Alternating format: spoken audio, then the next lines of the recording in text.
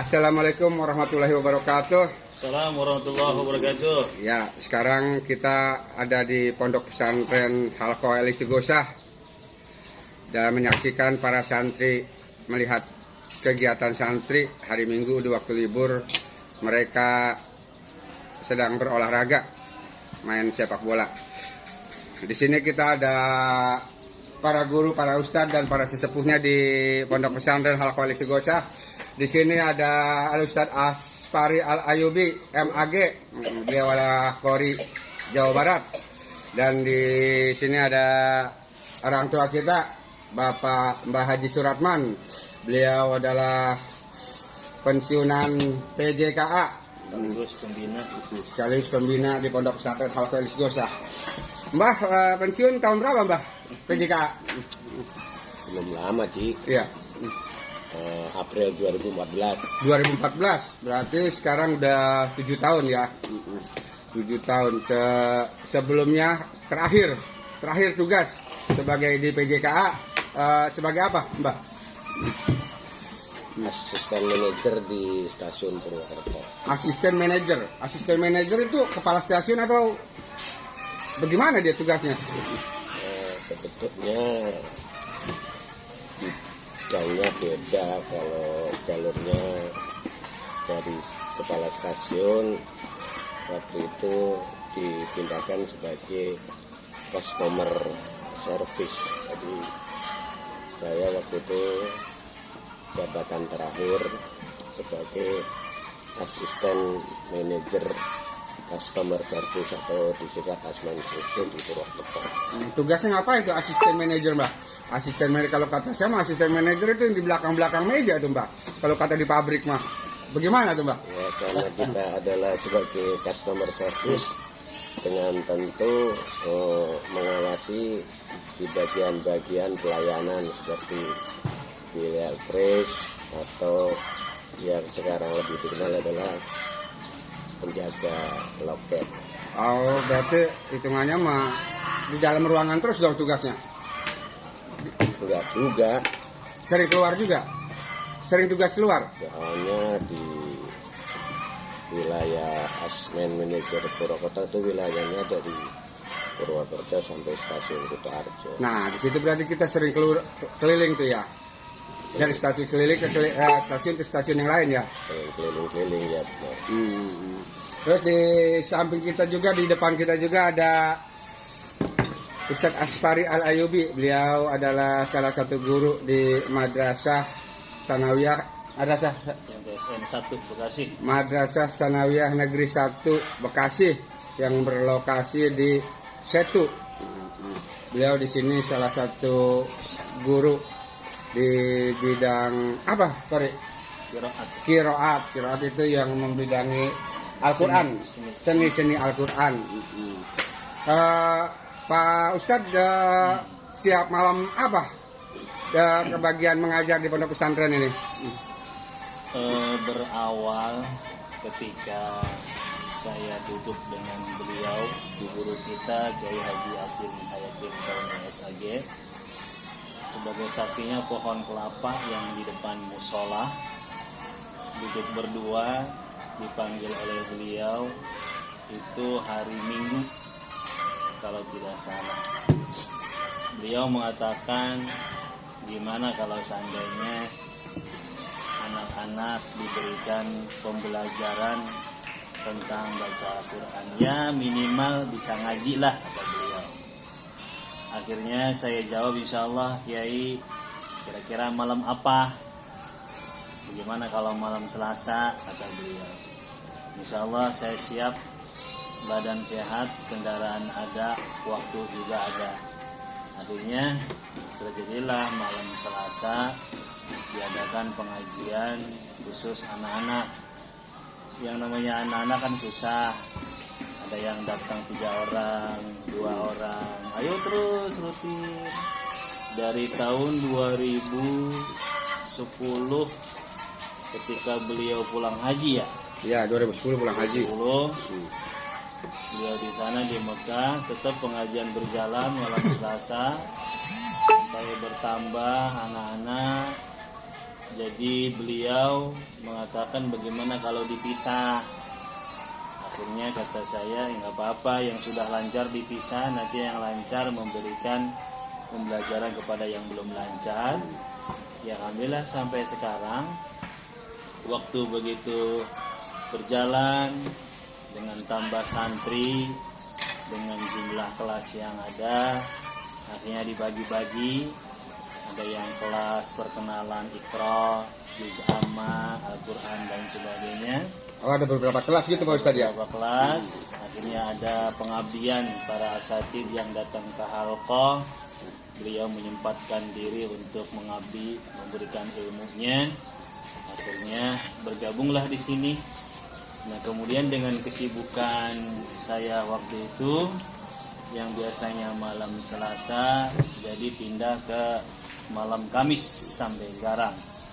Ya minimal anak bisa mengenal bagaimana cara membaca Bismillahirrahmanirrahim dengan ilmu tajwid yang benar, bahwa dalam membaca Al-Quran yang menjadikan patokan adalah ilmu tajwid. Nah, itu. Ya gitu Pak Ketua. Iya, jadi bukan sekedar menghafal saja. Bukan sekedar menghafal saja. Karena dalam pelajari Al-Quran di situ ada dasar-dasar ilmu-ilmunya. Betul. Seperti dan kalau namanya apa tuh Pak Ustadz? Apa tuh? Kalau misalkan nama-nama pelajaran di Al-Quran, dasar-dasarnya apa? Nahwu sorof apa gitu? Kalau Al-Quran itu ilmu tajwid, makharijul huruf atau tahsin Quran. Contohnya kita membaca Bismillahirrahmanirrahim. Ya. Nah, Bismillahi ini walaupun lafaz Allah ketika kalimat lafaz Allah diawali berbaris kasrah, tetap bacanya harus tarkik tipis. Tidak boleh dibaca Bismillah karena itu berbaris kasrah sebelum lafaz Allah, tapi bacanya harus tipis. Itu bacanya Bismillah, ya Bismillah. Tidak boleh dibaca Bismillah. Kemudian Hirra, ya tarkik dulu, rohnya baru wasol ke tafhim. Jadi Bismillahirrahmanirrahim. Nah, nir tarkik dulu, kemudian ro tafhim. Jadi tarkik tafhim. Bismillahirrahmanirrahim. Itu ilmu tajwid itu Pak Ustadz ya? Tajwid. Iya. Disitulah perlunya ilmu tajwid, karena kalau misalkan kita baca Al-Quran di terjemahan itu tidak akan ada ilmu tajwidnya. Betul. Makanya kita harus ikut sering pondok pesantren, itu yang ilmu-ilmunya, itu yang belajar dari kecil itu menyerap ilmunya itu lebih cepat. Ya, karena Al-Quran satu huruf dalam tanda bacanya juga beda, itu akan membuat artinya juga beda. Iya. Pak Ustadz, di mana itu? Di belakang kita sepertinya ada tokoh kita nih, tokoh pembangunan. Iya. Ini kebetulan murid kesayangan saya ini. Iya. Ini beliau ini. Assalamualaikum. Iya, muridnya Ustadz Aspari Al-Ayubi. Pernah ranking 1. Pernah ranking 1 dari bawah. Serius.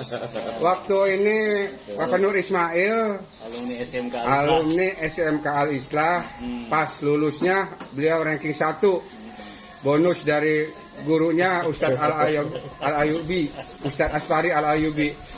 Itu berkahnya sekarang beliau tuh usahanya banyak. Optik, dia punya optik Pancajaya, yang saya tahu dia ada 3 outlet di Puri Mutiara Indah, di Pilar, di Gang Sarbat, dan di Geraha Asri di Cikarang Timur. Selain itu beliau juga punya usaha bubur. Bubur juga di Puri Mutiara Indah, di Bundaran Sadu, yang di Cikarang juga. Tapi yang Cikarang sepertinya ditutup karena tidak ada yang nungguin. Ya, kayaknya nggak kuat bayar gajinya ini beliau nih. Sekarang jabatannya nambah lagi. Ketua Pembangunan. Beliau membangun Masjid Al-Madani dari nol. Benar-benar dari nol. Jadi pas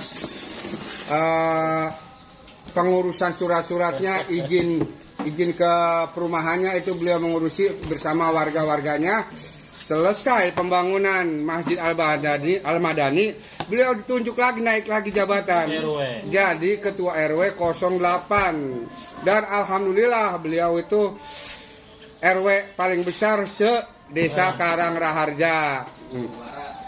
Mungkin bisa se-Jawa Barat paling besarnya. Coba Pak RW, sini Pak RW.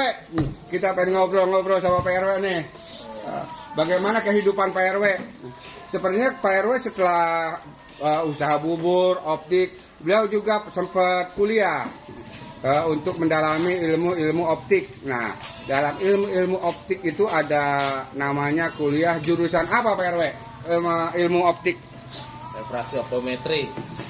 Apa tuh? Refraksi optometri. Oh, apa itu dia?